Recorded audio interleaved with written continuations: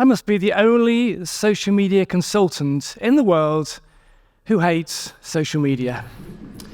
Don't get me wrong, I love it when our clients tell me they've made sales through training or management, but I hate the way that social media has taken over our lives. Take holidays, for example. One of the things that I love most of all is spending quality time with my children. I'd like you all to think back to when you were a teenager about to go on holiday. Were you most looking forward to spending time with your parents? No, and neither was my son, Sam, because he was in love with his phone.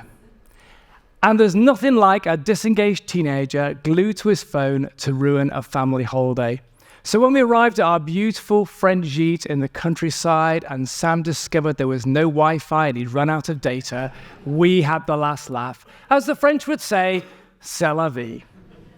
Now, there's loads of research into the effects of social media and digital on young people. Take one piece of research which has shown that the teenagers who spend an excessive amount of time on their mobile phones have a thinner frontal cortex of the brain, meaning they can't remember things as well as everyone else can. They're more likely to be depressed, stressed, anxious, sleep deprived, all affecting the way they behave at school and their learning ability. Then there was a 10-year study that found that girls who spend 2 to 3 hours a day on social media are more likely to take their own lives. And how about the 80% of child sex crimes that all start life on social media?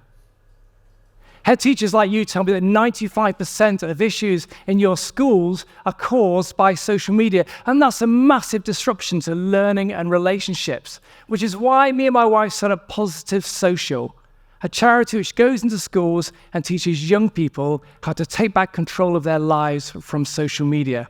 Already this year, we've delivered more than 100 sessions into schools, and the students realize their lives have been messed up by social media. And they make amazing commitments, such as, I'm going to leave Instagram because it makes me feel sad. I'm going to spend more time with my parents because I've realized they're more important than social media.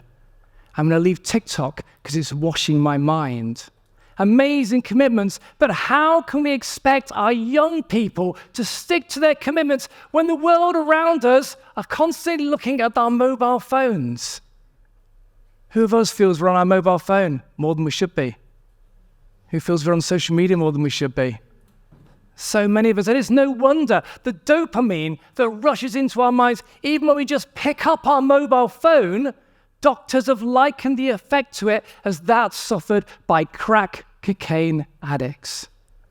When young people hear that fact in our sessions, jaws drop like you've never seen before, when they, like many of us, realize we're addicted to digital crack.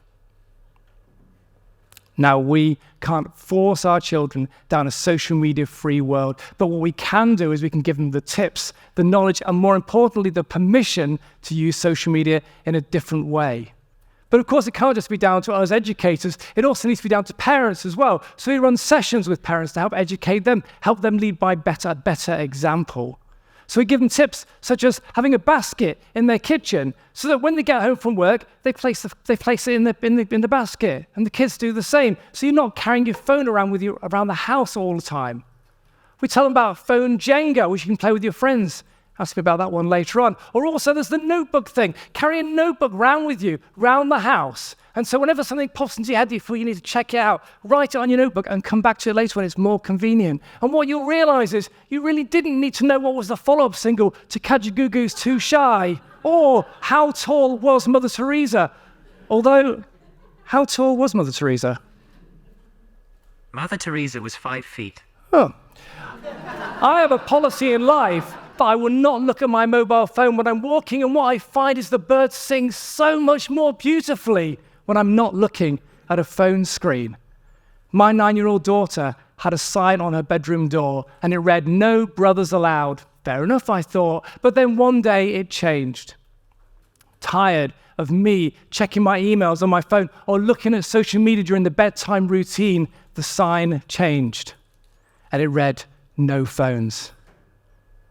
Perhaps it's time we hung up that sign ourselves. But what is definitely time is to empower our young people to do the same. Thank you.